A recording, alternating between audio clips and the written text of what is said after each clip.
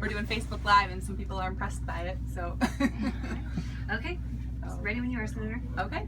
So, big endorsement this morning. Talk about Scott Walker's endorsement. Well, the Governor Walker's endorsement is a big deal, and I'm really humbled. I'm honored.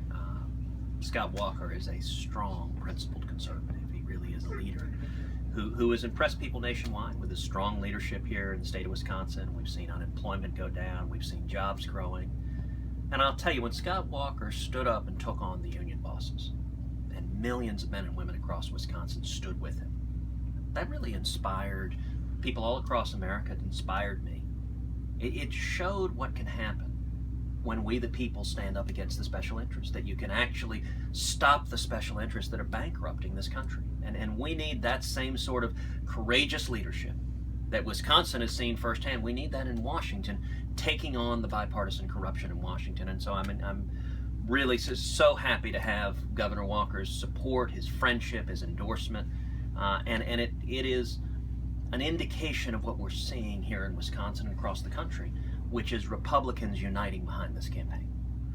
In the talkings of the endorsement and the support and the friendship, were there any promises of a possible cabinet position if elected? Oh no, but listen, I've said from the beginning that Governor Walker is an incredibly talented leader, and indeed, we started out with 17 Republicans. It was a diverse, talented, young, dynamic field, and I said at the outset that any Republican president would be a fool for the men and women standing on that stage not to comprise a significant portion of their cabinet. So it's absolutely clear that Governor Walker is a strong national leader and will continue to be a strong national leader, but we didn't have any conversations like that.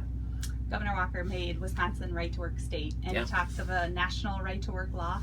I think national right-to-work makes enormous sense. We need a federal government, we need a president that stands with the working men and women of this country. You shouldn't be forced to join a union. You shouldn't be forced to pay union dues to union bosses against your will just to get a job.